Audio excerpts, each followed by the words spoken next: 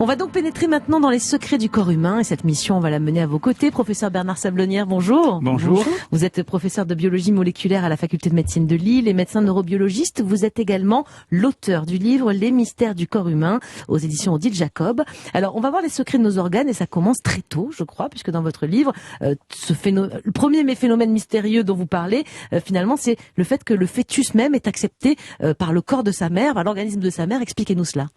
Oui, alors il y a un certain nombre d'hypothèses, mais celle que je mets en avant dans le livre et qui est très intéressante, qui a été prouvée d'ailleurs par un chercheur français, c'est que tout au début de la grossesse, le futur bébé va fabriquer des petits drapeaux qui vont dire à la mère sois pas agressive avec moi au niveau immunitaire bien sûr, et ça va calmer les ardeurs des défenseurs de l'immunité que sont les macrophages et les lymphocytes, qui vont dire bon d'accord, on va rester 9 mois ensemble, donc on est tranquille. C'est dingue. Et d'ailleurs, est-ce qu'on sait pourquoi une grossesse ça dure 9 mois, enfin chez nous les humains? Alors, bonne question. Alors, toutes les femmes qui ont eu un bébé savent qu'à la fin, c'est dur. Hein. Ah oui. Donc, il y a d'abord une question de taille du bébé, de taille de la tête. Et donc, on peut imaginer que si la grossesse était plus longue, le bébé serait plus gros. Donc, il faudrait un bassin plus large. Donc, ça pose des problèmes. Mais des chercheurs ont démontré que c'était peut-être surtout d'abord une question d'énergie. Alors, on va prendre un exemple. Vous prenez un coureur du Tour de France.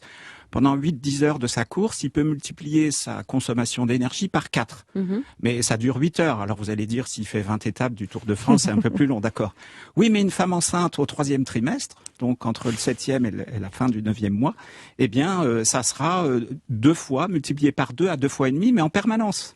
Donc faire plus, le corps humain, le corps humain aurait du mal entre équilibrer ce qu'il doit donner comme énergie à son cerveau, à ses organes, et puis en plus à ce bébé qui va venir. Comme ça pour les animaux aussi, c'est moins. Hein. En général, elles sont encore avec nous, nos deux invités précédentes. Hein. Les chats, les chiens, ça dure combien les grossesses C'est 2 mois. Pour le chien et pour le chat, c'est 2 mois. Ah bon, oui, mais parce qu'ils pourraient pas supporter plus. Certainement, la nature est bien faite, professeur. La nature est bien faite. Oui. Bon, alors on a pas mal de choses différentes dans votre livre, c'est très intéressant. On va parler à présent de l'oxygène. On sait qu'il nous en faut pour vivre. On voit des champions d'apnée qui, eux, sont capables de rester plusieurs minutes sous l'eau sans respirer. Ils ont des poumons qui sont tout à fait différents de ceux de Julia et moi, ou pas? Ben non, ils ont des poumons comme tout le monde, avec ces 300 millions de petits sacs qui se remplissent d'air et qui permettent de distribuer au sang. En fait, c'est vraiment une question d'entraînement.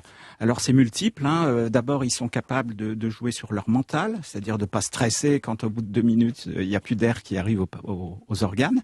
Et puis ensuite, ils sont capables de réguler un certain nombre d'hormones qui vont ralentir le cœur. Hein. Leur cœur peut descendre à 40-45, vous imaginez. Et puis, il faut aussi s'entraîner pour avoir une cage thoracique bien musclée, hein, pour savoir bien la comprimer, pour bien expirer, pour pouvoir bien la remplir au départ.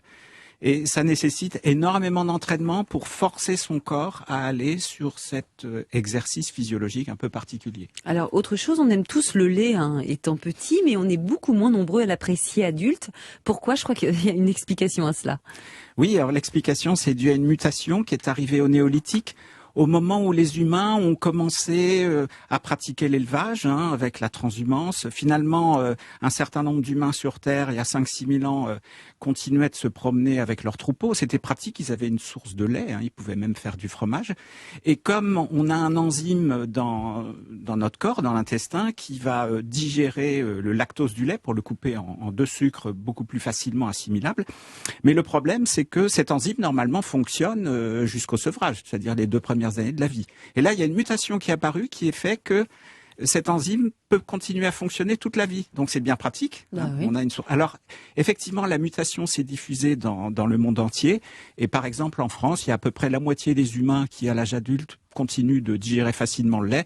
Et d'autres qui le digèrent plus, mais rassurez-vous, il existe du lait sans lactose c'est dans bon, les pour tout commerces. Le monde. Alors, une autre chose étonnante dans votre bouquin, on découvre que notre foie n'a pas la même taille au cours de la journée.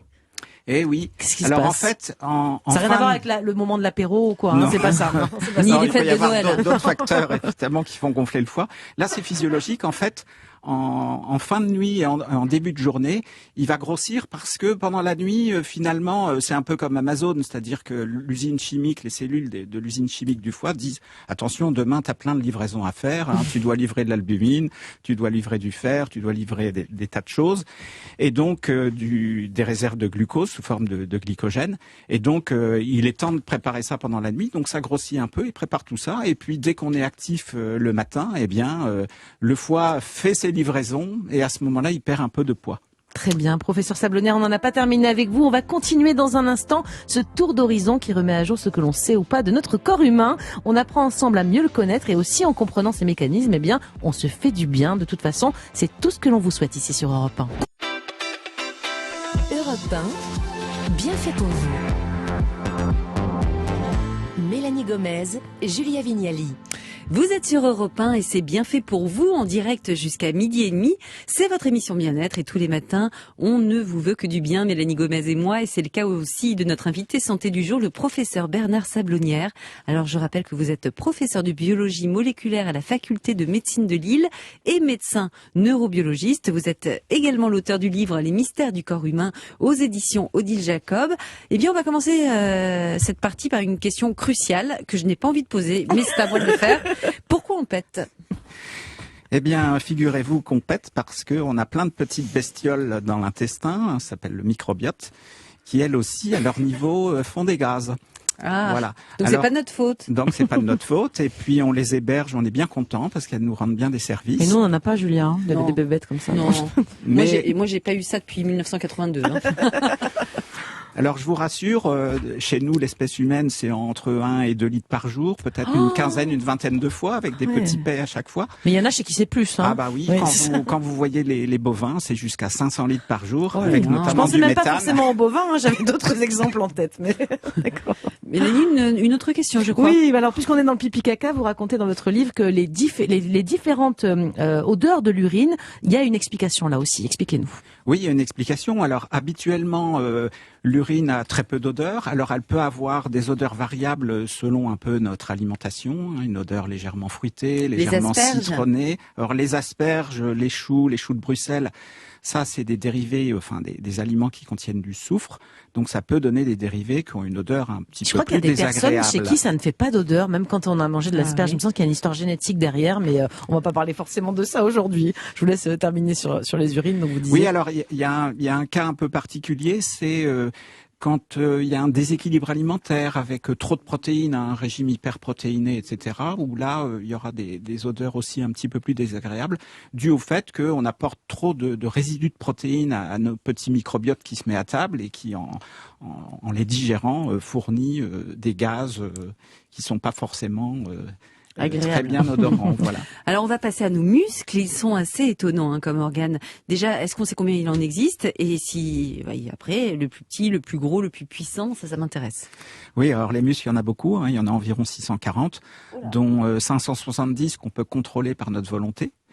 Alors il y en a un qui est amusant, le plus petit justement, qui est pas contrôlé par la volonté. C'est un petit muscle qui relie l'étrier au tympan. Alors en fait, le tympan, c'est un peu comme la membrane d'un haut-parleur, hein, et pour éviter qu'il vibre trop fort et qu'il risque de casser, il y a un petit muscle qui permet de se contracter, de retenir ces vibrations lorsqu'il y a quelque chose qui nous casse les oreilles de façon assez violente. Mais c'est pas nous qui décidons, ouais. quoi. Et c'est pas nous qui décidons, c'est un peu un réflexe. Tout petit muscle 2 mm. Et le plus gros ? Alors le plus gros, eh bien, moi je parle, c'est la fesse, non ? Ben oui, c'est le galbe de la fesse, c'est le grand fessier, bien sûr, oui. Et là aussi, il est plus ou moins gros, plus ou moins développé, ça dépend. Le plus puissant, le plus fort des muscles, c'est lequel ? Alors, c'est difficile à dire, ça dépend ce qu'on entend par puissance. Par exemple, lorsqu'un haltérophile monte sa barre de 110 kg, il va développer 2,5 kW en quelques secondes. Donc là, on peut parler de puissance en termes d'effort musculaire, mais c'est très violent. Et si on passait à nos os, eux aussi, ils ont des secrets. Il paraît qu'ils seraient aussi durs que du bois, c'est vrai ça ? Alors c'est vrai, alors ça dépend ce qu'on regarde d'un point de vue mécanique. Si on regarde la résistance à la traction, l'os est 10 fois moins fort, moins solide, moins résistant que l'acier. Mais si on regarde la résistance à la compression, qui est d'environ 20 kg par millimètre carré, là c'est 2 ou 3 fois mieux que le bois de chêne. Bah, dis donc c'est quand même intéressant de connaître ces petits détails. Qu'est-ce qu'il faut vraiment pour avoir des os très très solides comme du bois jusque le plus tard possible, on va dire ? Alors dans les os, il y a une trame protéique, un peu comme un tissu à paillettes. Et puis, donc c'est vivant l'os ? Ah oui, c'est vivant. Et puis il y a des paillettes, des petits cristaux à base de calcium et de phosphore qui se fixent dessus.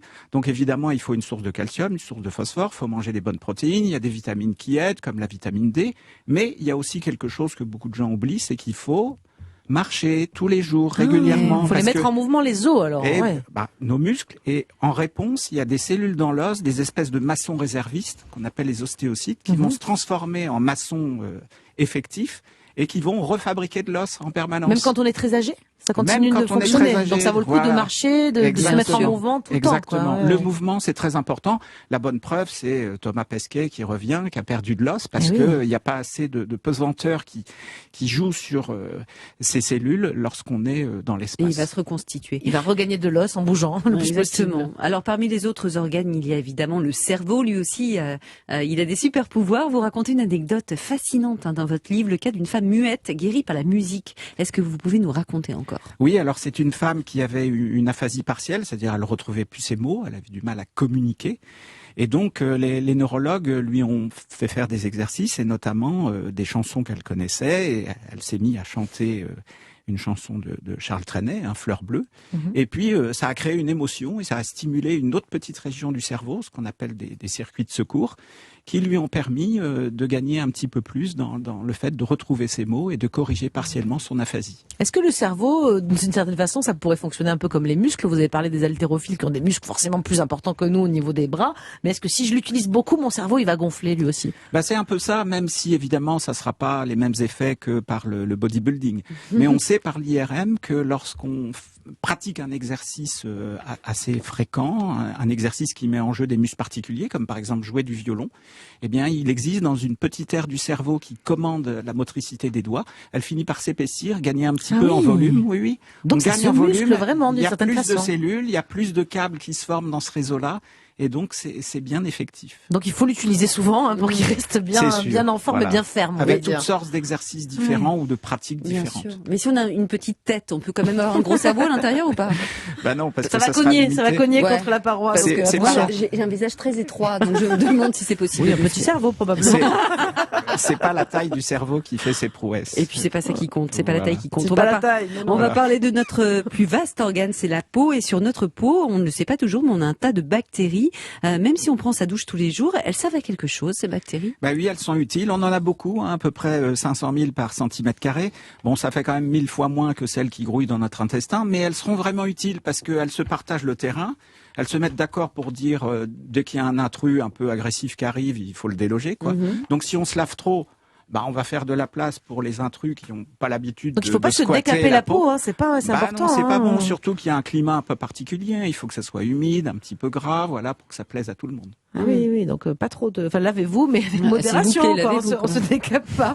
Autre chose, si aujourd'hui on connaît les tests de grossesse en pharmacie, dans votre livre, on apprend que ça n'a pas toujours été le cas. Comment on faisait dans le temps? On le sait que ça n'était pas toujours le cas, mais comment on faisait dans le temps pour savoir qu'on attendait un bébé? Ah, c'est vrai, c'est une bonne question, ça. Alors, si on remonte très très très loin, au temps des Romains et des Gaulois, eh bien, on faisait uriner une femme présumée enceinte sur un sac de céréales. Alors, Bien. si c'est l'orge qui germait, ça devait être une fille, et si c'est le blé qui germait, ça devait Pas sûr être que c'est très un scientifique, mais c'est garçon. marrant. Pourquoi on Bien a sûr. arrêté? C'était très bien, ça.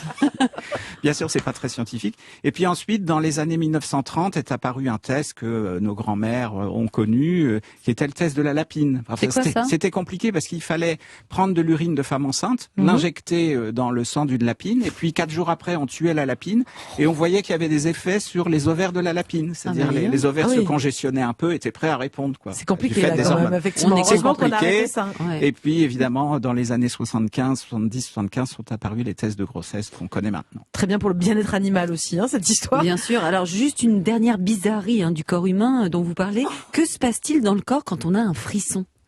Alors, quand on a un frisson, il y a non seulement les poils qui se hérissent, mais enfin ça c'est pas très efficace, et puis depuis Cro-Magnon on en a perdu beaucoup. C'est surtout des petites contractions involontaires des muscles qui sont sous la peau, ou même quelquefois de muscles un peu plus gros, qui fait qu'on va vraiment trembler, tressaillir, tout le monde sait ça.